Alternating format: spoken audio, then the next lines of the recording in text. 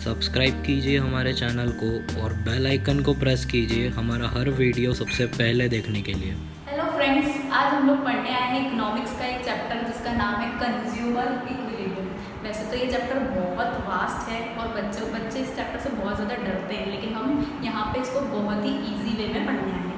अब consumer equilibrium को समझने के लिए सबसे पहले हमको ये समझना पड़ेगा कि यूटिलिटी क्या होता है। अब यूटिलिटी को हम लोग बहुत ही सिंपल वे में समझें तो वैसे तो यूटिलिटी की एक टेक्निकल डेफिनेशन है, want satisfying power of a commodity is known as utility. लेकिन इतनी टिपिकल डेफिनेशन को समझने से बेटर है हम लोग इसको ईजी वे में समझें। ईजी वे में यदि हम लोग यूटिलिटी को समझें तो यूटिलिटी का मतलब होता है कि किसी भी कमोडिटी को कंज्यूम करने पे हमको उस कमोडिटी से कितना सेटिस्फेक्शन मिलता है, हम उस कमोडिटी को कितना पसंद करते हैं और वो कमोडिटी हमको कितना सेटिस्फेक्शन देकर जाती है। जैसे फॉर एग्जाम्पल आपको पिज़्ज़ा खाने की बहुत ज़्यादा कार्विंग हो रही है, आपने जब पिज़्ज़ा खाया तो खाने के बाद आपको कितना अच्छा लगा, उसको बोलते हैं यूटिलिटी। तो सबसे पहले हमारे पास एक कंसेप्ट आता है यूटिलिटी का, want satisfying power of a commodity. चलो अब हम इस चैप्टर को समझने की कोशिश करते हैं।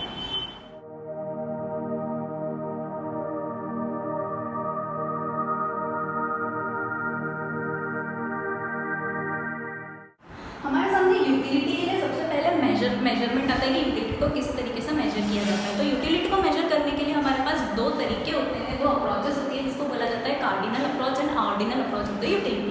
अब इनको समझने की हम कोशिश करते हैं। सबसे पहले cardinal approach of utility. Cardinal approach of utility क्या होता है? जब हम लोग किसी भी यूटिलिटी को नंबर के टर्म्स में मेजर करते हैं।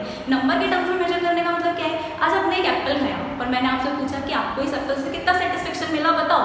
20 यूनिट्स का, 30 यूनिट्स का या 40 यूनिट्स का। तो ये जो आप बताओगे कि ये जो मेरे को सेटिस्फेक्शन मिला, ये एक तरीके से आपकी कार्डिनल यूटिलिटी हो जाएगी, जिसके अंदर हम यूटिलिटी को नंबर के टर्म्स में मेजर कर रहे हैं। लेकिन अब प्रॉब्लम ये है कि जब हम यूटिलिटी को नंबर के टर्म्स में मेजर करने जाते हैं तो ऑब्वियसली ये एक नॉर्मल पर्सन के लिए डिफिकल्ट है मेजर करना है कि उसने कोई भी चीज़ कंज्यूम करी है तो वो चीज़ कंज्यूम करके उसको कितना सेटिस्फेक्शन मिल रहा है वो उसको नंबर के टर्म्स में मेजर करें। तो हमारे पास एक और अप्रोच आती है जिसको बोला जाता है ordinal approach of the utility.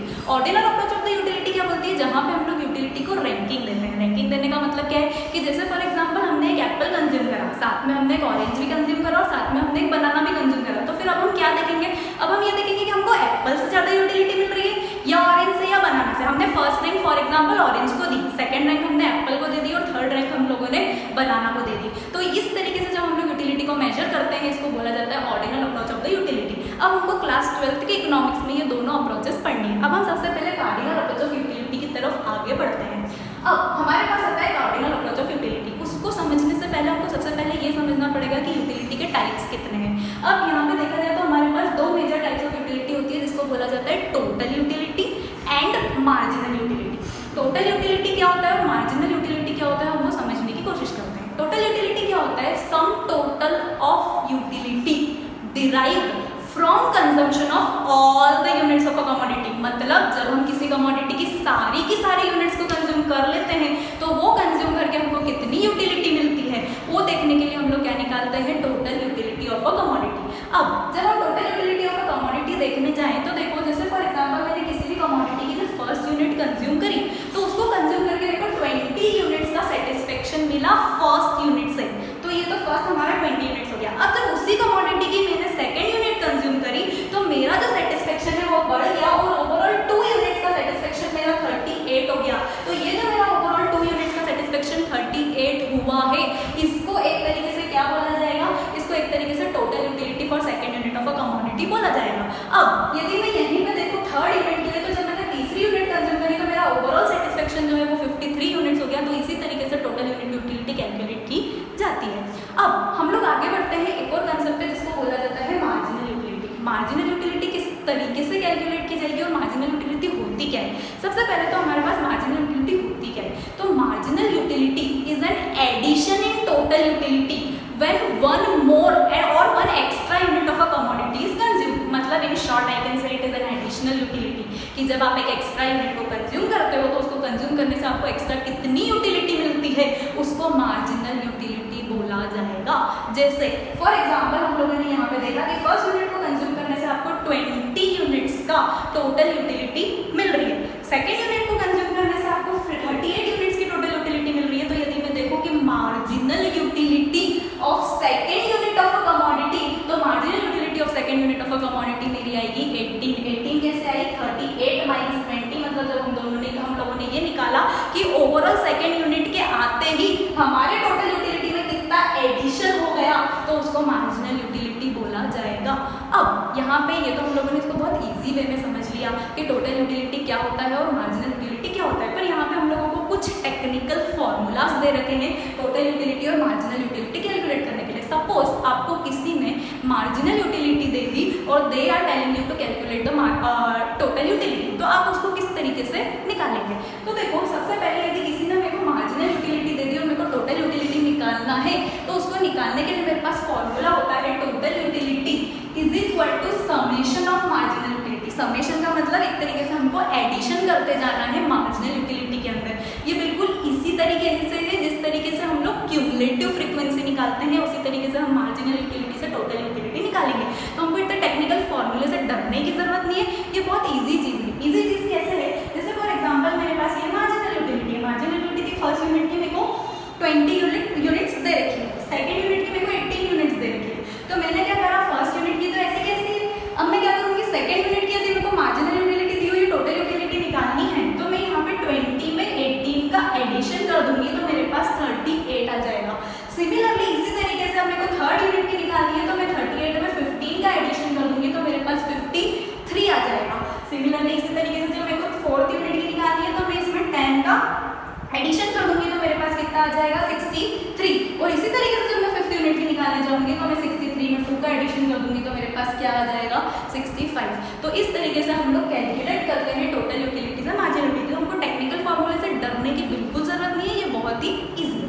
अब सेकेंड थिंग, यदि किसी ने आपको टोटल यूटिलिटी दे दी और they are telling you to calculate the marginal utility, तो आप अब मार्जिनल यूटिलिटी कैसे निकालोगे टोटल यूटिलिटी की हेल्प से, वो हम लोग देखते हैं।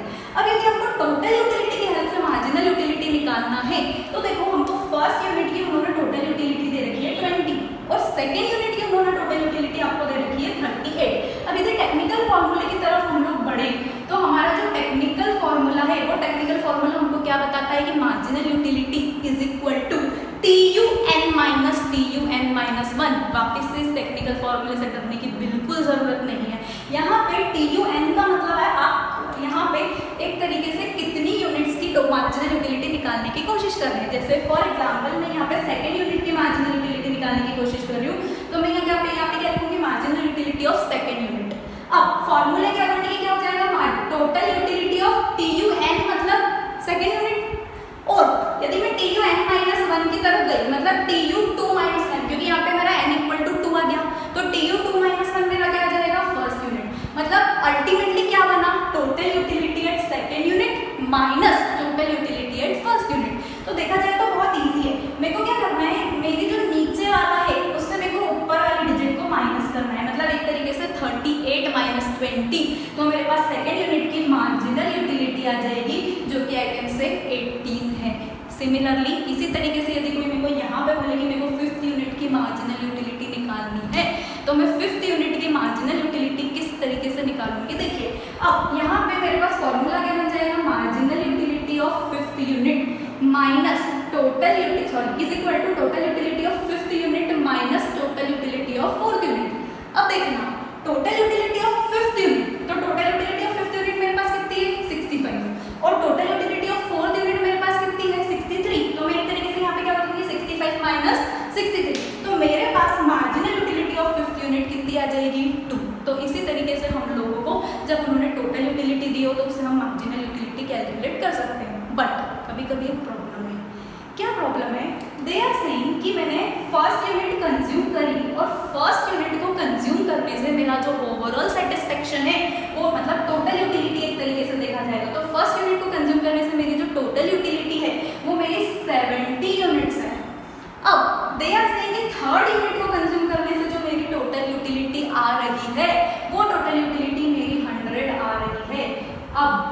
अब यहाँ पे वो हमको बोल रहे हैं calculate the marginal utility of third unit. अब हमारे पास प्रॉब्लम आ गई। क्यों प्रॉब्लम आ गई, क्योंकि हमारा ये फॉर्मूला हमारा साथ छोड़ गया। कैसे साथ छोड़ गया, इस फॉर्मूले के अकॉर्डिंग यदि मैं देखूँ तो मेरे को थर्ड यूनिट की यदि टोटल मार्जिनल यूटिलिटी निकालनी है तो मेरे को क्या फॉर्मूला लगाना पड़ेगा, total utility at third unit minus total utility at second unit, क्योंकि मेरा फॉर्मूला क्या है TUN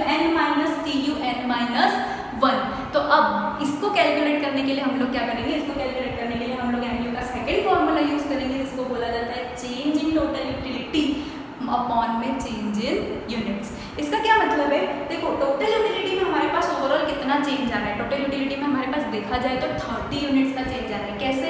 यहाँ पे हमारी यूटिलिटी जो है वो 70 से लेकर के और 100 हो रही है, मतलब एक तरीके से 30 यूनिट्स से चेंज हो रही है। तो हम लोग यहाँ पे ऊपर न्यूमरेटर में कितना लिख लेंगे? 30। अब यदि हम लोग डिनोमिनेटर की बात करें तो चेंज इन यूनिट्स, यूनिट्स कितने से चेंज हो रही है? यूनिट्स आपके 1 से कितनी हो रही है? 3, मतलब एक तरीके से 2 यूनिट्स का चेंज एक तरीके से देखा जाए तो यहाँ पर आ रहा है। अब यदि मैं इन दोनों को डिवाइड करूँ तो मेरे पास आंसर कितना आता है? 15। तो 15 would be equal to marginal utility of third unit. तो इस तरीके से हम लोग टोटल यूटिलिटी और मार्जिनल यूटिलिटी को कैलकुलेट करते हैं। अब आइए हम लोग देखते हैं relationship between total utility and marginal utility. चलो तो अब हम समझते हैं relationship between total utility and marginal utility. हमने ये तो समझ लिया कि टोटल यूटिलिटी और मार्जिनल यूटिलिटी क्या होती है, लेकिन एक तरीके से देखा जाए तो ये एग्जामिनर का बहुत ही फेवरेट क्वेश्चन होता है, what is the relationship between total utility and marginal utility. तो टोटल यूटिलिटी और मार्जिनल यूटिलिटी के बीच में क्या रिलेशन होता है? तो सबसे पहला रिलेशन हमको एज सच फर्स्ट तो रिलेशन नहीं बता रहा है, वो तो सिर्फ इतना बता रहा है कि जैसे जैसे हम किसी भी कमोडिटी की ज़्यादा से ज़्यादा यूनिट कंज्यूम करने लगते हैं तो उस कमोडिटी से डिराइव होने वाली जो मार्जिनल यूटिलिटी होती है वो गिरती जाती है। तो जैसे कि फॉर एग्जांपल हम लोग इसको हमारे प्रैक्टिकल लाइफ में हर एक सिचुएशन पे लगा सकते हैं। जैसे कि सबसे पहले यदि मैंने किसी चीज़ को कंज्यूम किया, जैसे फॉर एग्जांपल आज सबसे पहले मैंने एक एप्पल खाया, तो फर्स्ट एप्पल खाने में तो बहुत अच्छा लगता है, बहुत मज़ा आता है। लेकिन वहीं जब मैं सेकेंड एप्पल खाने लगती हूँ तो मुझे एक तरीके से देखा जाए ना तो जितना मज़ा मेरे को फर्स्ट एप्पल खाने में आया ना उतना सेकेंड एप्पल खाने में नहीं आएगा। सोचो कि आप लोग कोई मूवी देखने गए तो उस मूवी में जो फर्स्ट वाली मूवी होगी वो देखने में तो आपको बहुत मज़ा आएगा उस मूवी को फर्स्ट टाइम देखने में, लेकिन जब उसी मूवी को आप सेकेंड टाइम देखोगे तो आपको उतना मज़ा नहीं आएगा क्योंकि उस मूवी के जो सारे सस्पेंस है वो तो खुल चुके हैं। तो देखा जाए तो मार्जिनल यूटिलिटी जो है वो सेकेंड यूनिट से आते आते वो एक तरीके से कम होने लगती है, डिमिनिश होने लगती है। तो सबसे पहला हमारे पास जो पॉइंट होता है रिलेशन का वो ये होता है, as long as more and more units are consumed then MU starts diminishing. अब हम लोग बात करते हैं सेकंड पॉइंट की। सेकंड पॉइंट हमारे पास इंपॉर्टेंट पॉइंट है जो क्या बोलता है, as long as MU is positive, जब तक हमारा मार्जिनल यूटिलिटी पॉजिटिव है तब तक हमारा जो टोटल यूटिलिटी होगा वो एक तरीके से बढ़ेगा। जैसे कि आज हम लोग देखें इस टेबल के अंदर, तो यहाँ पे हम लोग क्या देख रहे हैं कि हमारा मार्जिनल यूटिलिटी जब जब पॉजिटिव आ रहा है, जैसे जैसे जितना टाइम पे मार्जिनल यूटिलिटी पॉजिटिव है, जैसे कि पहले 10 है फिर 8 है फिर 3 है, उसी टाइम पे हमारी जो टोटल यूटिलिटी कैलकुलेट हो रही है वो एक तरीके से बढ़ती जा रही है। देखो पहले 10 से 18 हुई, फिर 18 से वो 21 हो गई। तो जब तक आपका एमयू पॉजिटिव होगा तब तक आपका टीयू क्या रहेगा, इंक्रीज करता रहेगा। लेकिन अब हम बात करते हैं व्हेन एमयू बिकम्स 0। अब यदि एमयू 0 पे आ जाए तो जब मेरी मार्जिनल यूटिलिटी 0 पे आ जाएगी तो मेरी जो टोटल यूटिलिटी है वो उसके मैक्सिमम पॉइंट पे होगी। यहाँ पे यदि देखा जाए तो मेरी मार्जिनल यूटिलिटी जो है वो 4th यूनिट पे 0 है। यदि वो 4th यूनिट पे 0 है तो उस टाइम पे मेरी जो टोटल यूटिलिटी आप देख रहे होंगे, मेरी जो टोटल यूटिलिटी है वो इस टेबल के अंदर 21 और 21 एक तरीके से देखा जाए तो सबसे मेरे पास बड़ी टोटल यूटिलिटी है इस टेबल के अंदर। तो जहाँ पे एमयू 0 होता है वहाँ पे टीयू उसके मैक्सिमम पे होता है, और यहाँ पे इसी पॉइंट को मैं पॉइंट ऑफ सेटिटी भी बोलूँगी, पॉइंट ऑफ सेटिटी।